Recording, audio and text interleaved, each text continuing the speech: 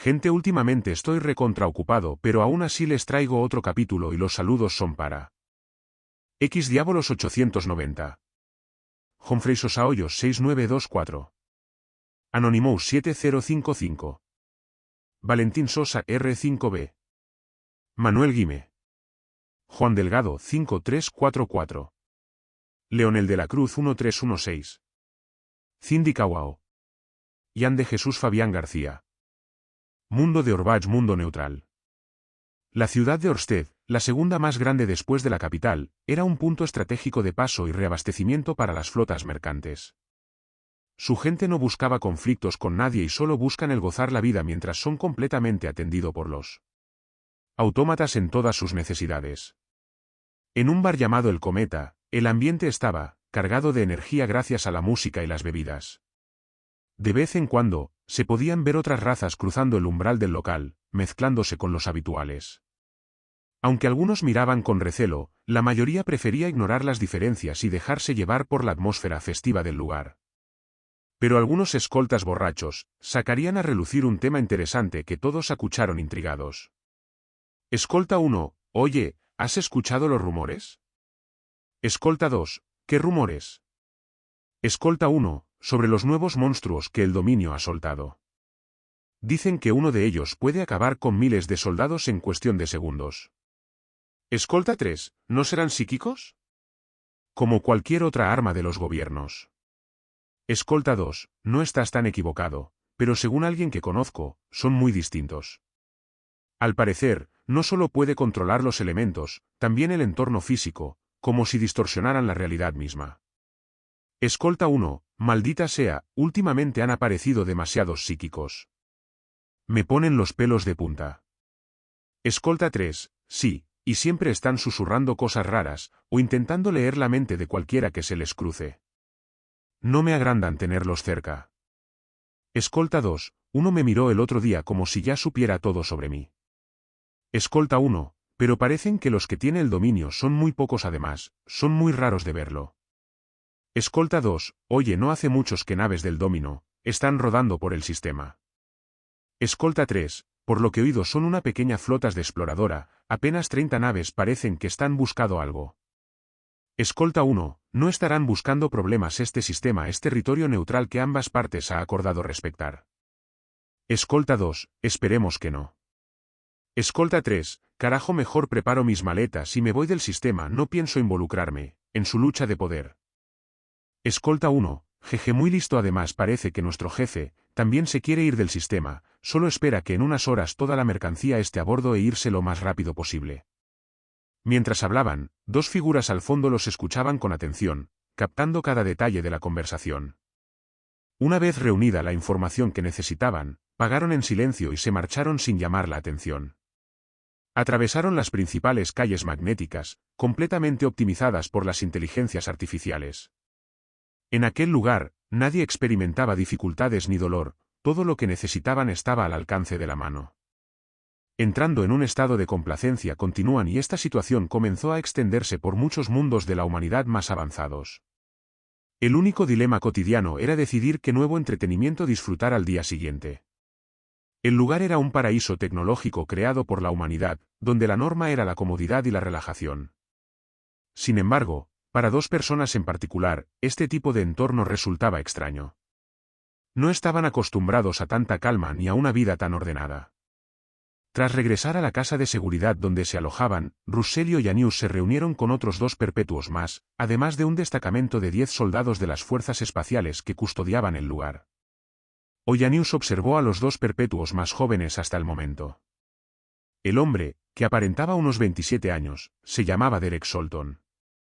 A su lado, una chica tomaba un batido con expresión aburrida, era Marina Ade. Ni siquiera levantó la vista cuando Ollanius y Russell entraron, simplemente continuó revisando el mar de datos que tenía frente a ella. ¿Han encontrado algo en la bitácora?, preguntó Ollanius, dirigiéndose a los dos. Marina dio un sorbo a su batido, sin mucho entusiasmo, y solo respondería: no mucho. He estado intentando reconstruir la investigación de la bitácora de Dante en este planeta, revisando cada uno de sus pasos, pero todo indica que decidieron ir más profundo y explorar los niveles inferiores de la antigua ciudad. que lleva mucho tiempo abandonada, por los primeros colonos.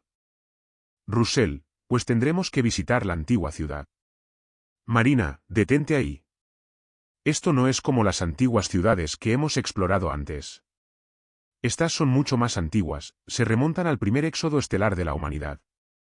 Son lugares abandonados por la población local, que podrían, en teoría, seguir albergando vida, pero que, de alguna forma, han sido borrados de los registros oficiales. Incluso el propio gobierno parece haber olvidado su existencia, lo cual ya es bastante raro.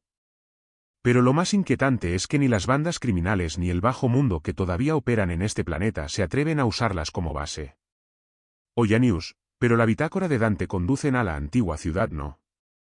Derek, en teoría, sí, pero puedo percibir cómo mis habilidades con el Inmaterium se debilitan drásticamente en esa zona. Me impide incluso enviar un ave espiritual para explorar el lugar. Además, los drones comienzan a fallar y pierden la conexión a medida que descienden. No recomiendo ir ahí, ya pasaron 6 años desde que llegamos. Y puede que las posibilidades de encontrarlos sean bajas. Russell, eso no lo sabremos hasta que vayamos. Así que prepárense, partimos hacia la ciudad antigua en 1 hora. Dichas esas palabras, todos comenzaron a colocarse su equipo y a reunir los suministros necesarios. Una vez listos, descendieron por los antiguos pasillos de la instalación hasta llegar a una sala que albergaba viejas puertas de teletransportación. El lugar estaba en ruinas, y la mayoría de las puertas mostraban signos de erosión por el paso del tiempo. Sin embargo, habían sido reparadas previamente por Dante y su equipo, lo único que necesitaban ahora eran celdas de energía para volver a funcionar. Después de conectar las celdas de energía, la estructura respondió con un zumbido profundo y metálico. La puerta comenzó a emitir destellos erráticos hasta que, finalmente, un portal de luz verde pálida se abrió frente a ellos. Parpadeaba de forma inestable, como si la realidad dudara en dejarles pasar. Durante unos largos segundos, el vórtice osciló entre la activación y el colapso, hasta que, de pronto, se estabilizó con un pulso grave y vibrante. Un silencio tenso se apoderó del grupo. Uno a uno, con cautela, comenzaron a cruzar. Del otro lado del portal, los recibió una base improvisada compuesta por equipos dejados por Dante y los suyos. Tras revisar rápidamente el estado de los dispositivos y confirmar que todo funcionaba correctamente, el grupo se preparó para avanzar. Sin perder tiempo, comenzaron a descender por los restos de la antigua ciudad humana. El lugar era vasto, colosal, como una tumba olvidada bajo la tierra. Había razones para usar el portal. Todas las entradas desde la superficie estaban completamente bloqueadas por kilómetros de roca y escombros. Además, la localización de la ciudad está muy apartado de cualquier ciudad cercana, rodeado de grandes bosques que lo ocultaban.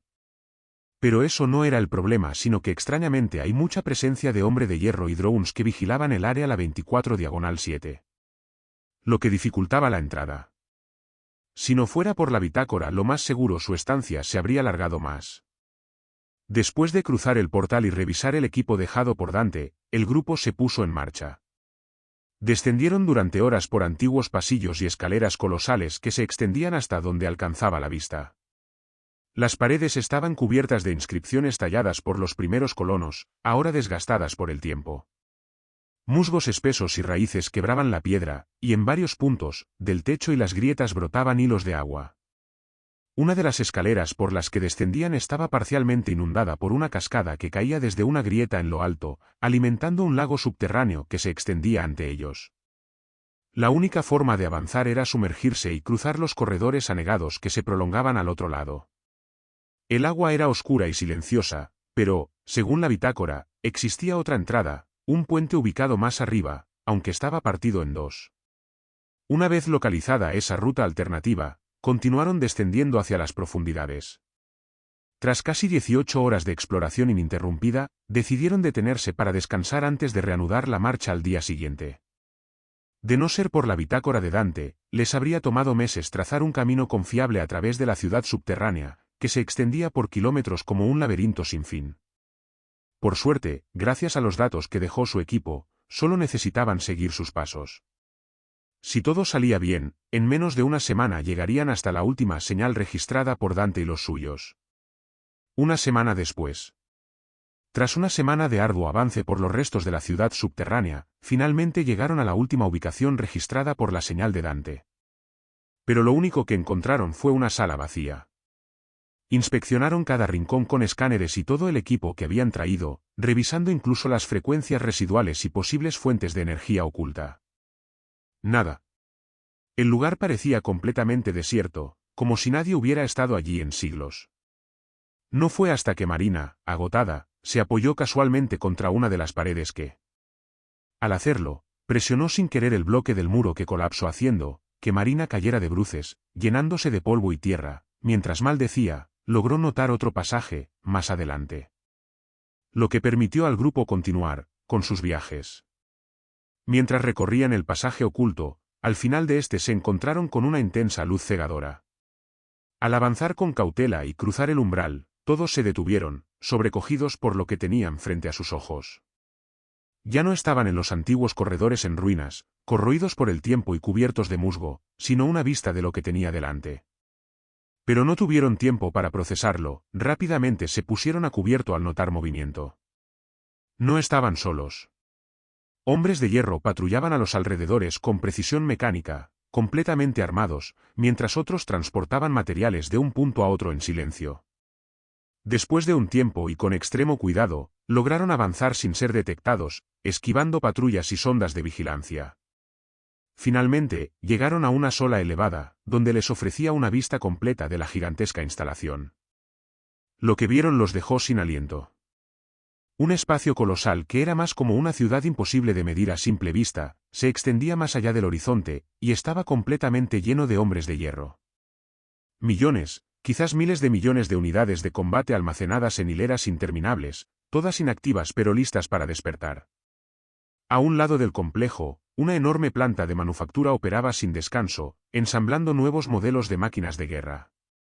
Pero lo que realmente les heló la sangre fue lo que vieron en el centro de la gran forja, un orbe gigantesco que irradiaba energía verde. Desde su interior, parecía emanar una presencia viva. Una figura humanoide, atrapada dentro, rugía, envuelta en un aura de furia contenida mientras era drenada, utilizada como fuente de energía para alimentar la producción interminable. Ollanius no podía comprender por qué una operación de tal escala se desarrollaba en este mundo. No era un planeta militar ni un centro de producción masiva, simplemente un punto de paso.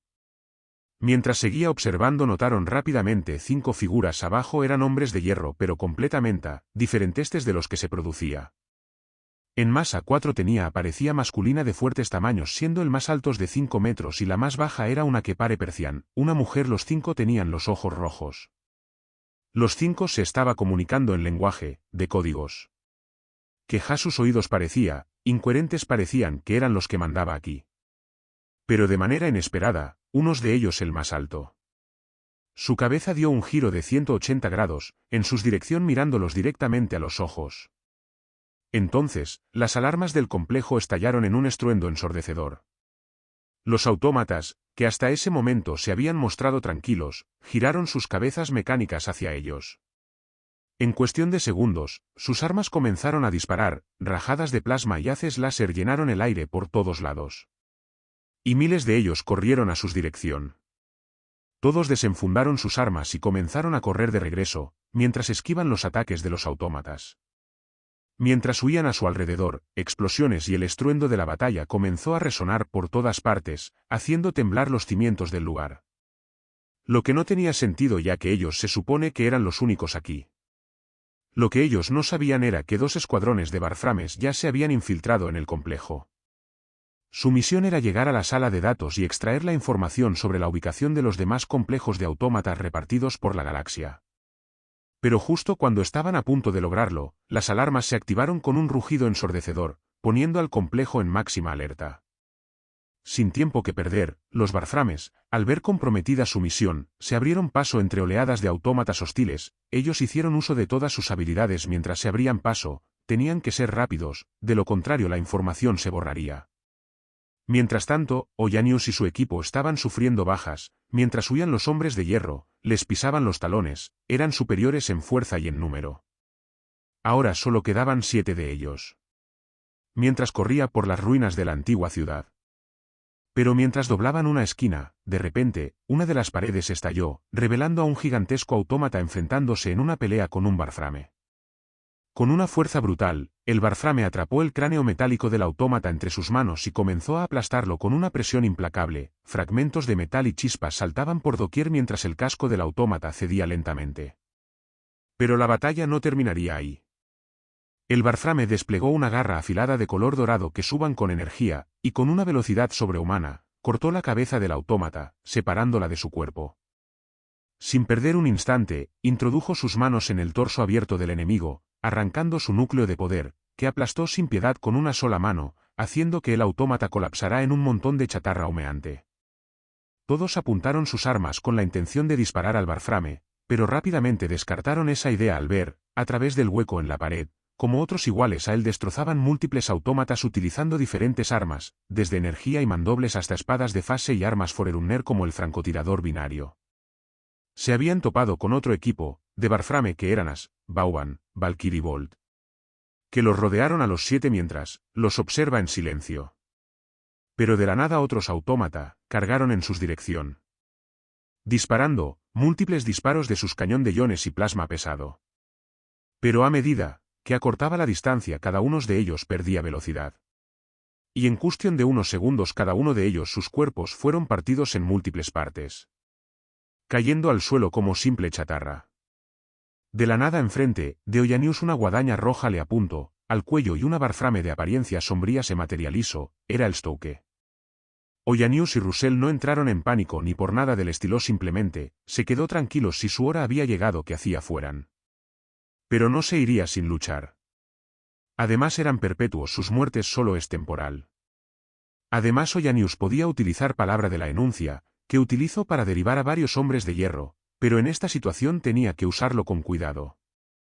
Pero todos los demás contuvieron la respiración, de qué es lo que harían a continuación. Mientras el grupo debatía qué hacer, el Stoke estaba recibiendo información de los demás. Stoke, Gauss ya tomaron los datos. Gauss, ya los tenemos, estamos regresando. Whis, las cargas están también listas, señor, en 3 minutos detonarán. Stoke, dime, ¿se ha comprobado la identidad del núcleo de la instalación? Atlas, se ha identificado, es un fragmento de C, tan se desconoce quién es o el cómo los hombres de hierro se hicieron con uno. Gauss, no hay mundos tumba cerca de este sector. El más cercano está a 80 sistemas de distancia. Whis, por lo que recopilamos brevemente parece ser que están drenados sus energías, para crear necrodermis para los nuevos hombres de hierro. Stoke, Atlas, hazte con unos de los nuevos modelos, tiene que estar entero, nos reuniremos, en la superficie. Con Nuestra Señora. Altas, recibido cambio y fuera. Ahora qué hacer con ellos, el Stoke los observaría y se debatiría qué hacer, si matarlos o escoltarlos, pero de manera casi inmediata, la voz de Lunaria, suave y hermosa, se pondrá en contacto con él. Lunaria, Stoke, ¿qué sucede? Stoke, mi señora, encontramos un pequeño grupo, parecen ser algún equipo de mercenarios. Lunaria, o eso es malo, que tanto saben, vieron la instalación. Stoke, lo más seguro es que si eran perseguido por varias unidades exilior. Lunaria, es muy malo, es una lástima, si los hombres de hierro saben quiénes, son, lo más seguro es que les den caza. Por todo el espacio federal. Mátalos de manera rápida e indolora, no podemos dejar a nadie que sepan de nuestros movimientos. Stoke, recibido, pero debo comentar que 4 de ellos sus almas son viejas y 2 de ellos son muy antiguas. Lunaria, que en serio, deben ser perpetuos, ¿sabes qué nuevo plan? Súbelos a la superficie, me reunirse con ustedes en breve. Stoke, de inmediato. En otro lugar fuera. Los hombres de hierro misterioso que encontró, Ollanius y su equipo había abierto un portal hasta la superficie. Los 5 se encontraban en una cueva de una montaña, mientras observa la situación. Ante ellos. Nuestros primos sí que son molestos, diría la mujer. La verdad no entiendo el cómo lograron dar con nuestra ubicación. Lograron su cometido. En parte logramos borrar parte de nuestra ubicaciones y aliados, pero algunos datos cayeron en sus manos. Diría el más alto de ellos de un solo ojos. No importa, hemos logrado ubicar la mayoría de los mundos tumba de los necrones. Pero ¿qué hacemos con el dominio, en su territorio también hay muchos mundos tumba. El dominio sabe de la existencia de los necrones. Preguntaría la mujer.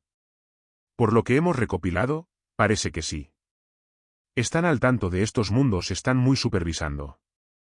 Por flotas enteras del dominio. No permitiendo que ninguna nave no autorizada ingresar. Nuestros aliados quiere que todo sea perfecto una vez que todo comience. Voz misteriosa, tiene que serlo. De la nada una proyección fantasmal de una raza alienígena, desconocida se haría presente. Señor, como puede ver, solo hemos tenido contratiempos. Voz misteriosa, haciendo que este es el dominio, su tecnología me recuerda mucho a los necrones. Dime quiénes son los guerreros que les han dado tantos problemas. Aún son un misterio, señor, sus primera aparición son de hace 30 años. Son pocas, pero si crean más serán. Un problema es muy grande. Uno de ellos que tenía más brazo, le comentaría. Mi señor, creo que el dominio será un gran problema, para nuestros planes. Voz misteriosa, parece que está en lo correcto. Mis fuerzas los mantendrá ocupados, mientras ustedes terminan a toda la humanidad de la Federación, y a los necrones dormidos. Del otro lado de la galaxia. Una vez que todo termine, la galaxia será suya libre de sus maestros. Lo esperamos con ansias. No podemos comenzar ya. Voz misteriosa, aún no todo, comenzará a principios del milenio 24K. Pero mientras los 6 discutían, explosiones intensas se haría. Escuchar por toda la zona, además de múltiples lanzaderas de la UNSC desembarcando a tierra. Parece que la batalla se está intensificado, falta poco, para que la segadora llegue. ¿Qué hacemos? Movilizamos a todas las unidades. Voz misteriosa, no por el momento, solo quiero observar la batalla. Como guste. Que las primera compañía avancen entonces. Voz misteriosa, quiero ver cómo lo manejas. Mientras reía con una sonrisa macabra.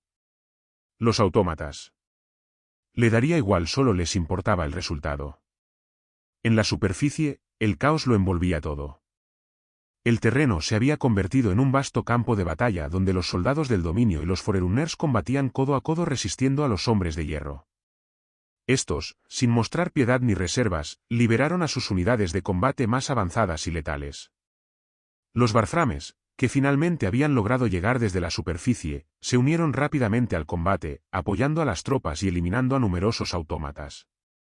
Su presencia demostró lo efectivos que eran contra las máquinas. Los hombres de hierro no poseían contramedidas reales contra las energías del vacío, salvo sus escudos de vacío, que apenas lograban resistir sus habilidades que distorsionaba la realidad. Mientras proyectiles de plasma y rayos de luz dura surcaban el campo de batalla, los soldados se posicionaban en distintas zonas estratégicas. Poco a poco, comenzaron a rodear a todas las unidades enemigas, portátiles desliespaciales portátiles. Desplegados en perfecta sincronía a unidades de tanque y AC, que avanzaban a toda prisa, para reforzar a las unidades del frente de combate. Pero mientras la guerra arrasaba la superficie con un torrente incesante de explosiones y fuego cruzado, en lo más profundo de las instalaciones de los hombres de hierro se desataba una catástrofe imprevista. Las violentas sacudidas provocadas por los bombardeos comenzaron a afectar los sistemas de contención. Uno a uno, los generadores que mantenían encerrado al Z-Tan colapsaban, incapaces de resistir la presión. Lo que antes era una prisión diseñada para aprovechar su energía como fuente de poder, ahora se convertía en su puerta de salida. Las grietas se abrían, y aquello que nunca debió ser liberado comenzaba a despertar. Su llegada fue empañado de un rugido del abismo. De forma brutal y desatada, torrentes de energía verde desconocida estallaron entre los escombros, lanzando metralla y fuego en todas direcciones. Desde el centro de la explosión emergió una figura envuelta en una aura siniestra, el portador de la noche. Un ser espectral, de aspecto cadavérico y majestuoso, cuya mera presencia evocaba la muerte misma. Su forma parecía tallada en metal viviente y sombra, flotando sobre el suelo mientras extendía sus brazos como un heraldo del final. Con un simple gesto, lanzó haces de luz verde oscura que atravesaban el aire como cuchillas etéreas, desintegrando a los mortales al instante, reduciéndolos a polvo y silencio. Soldados de ambos bandos abrieron fuego, pero era inútil. El portador de la noche se desplazaba con una velocidad antinatural, surcando el campo como una sombra vengadora, segando vidas con una guadaña de energía pura mientras recolectaba almas como si fueran ceniza al viento. Era el portador de la noche. Su presencia era inconfundible, y con un simple movimiento de su mano, los cuerpos caídos de los hombres de hierro comenzaron a levantarse. Reanimados por su voluntad, se lanzaron al ataque sin distinción, como marionetas de metal resucitadas por el vacío. La situación se tornaba crítica. El Zetan rugía con una furia ancestral, desatando ataques de energía capaces de arrasar escuadrones enteros. Su atención se centró rápidamente en los Warframes, cuyas maniobras ágiles lograban esquivar sus embestidas. Mientras retrocedían para ganar distancia, estudiaban la magnitud destructiva de sus ataques. Desde lo alto, descendiendo entre las nubes, una figura esbelta y ágil lo observaba en silencio. Era Lunaria. Su mirada estaba fija en la entidad ancestral, evaluando cada uno de sus movimientos. Esta sería su primera batalla contra un ser como el Acia que tenía que ser cuidadosa. Lunaria, Samuel. ¿Ese Zetan cuál es? Samuel, es el portador de la noche. Un fragmento del dios estelar de los dioses Necron. Ten cuidado, Lunaria. No subestimes su poder. Lunaria, se ve que no será fácil. Lo atacaré con todo lo que tengo. Lunaria, Stoke, una vez que lo debilite, activa la prisión teseráctica. Stoke, entendido tenga, mucho cuidado milady. Lunaria, muy bien, máximo esfuerzo. Una aura tiránica comenzó a emanar de su cuerpo, distorsionando el aire a su alrededor. Cada paso que daba hacia el Zetan parecía hacer temblar la tierra misma. A solo 100 metros, ambos se detuvieron. Sus miradas se cruzaron por un instante, como si el universo contuviera el aliento. Y entonces, los dos chocaron. Sus ataques eran capaces de borrar montañas y desgarrar la realidad misma. Estallaron en un duelo titánico, haciendo vibrar el mundo bajo sus pies. El cielo se oscureció, y la batalla se transformó en algo más, una lucha entre fuerzas que rozaban lo divino y lo monstruoso.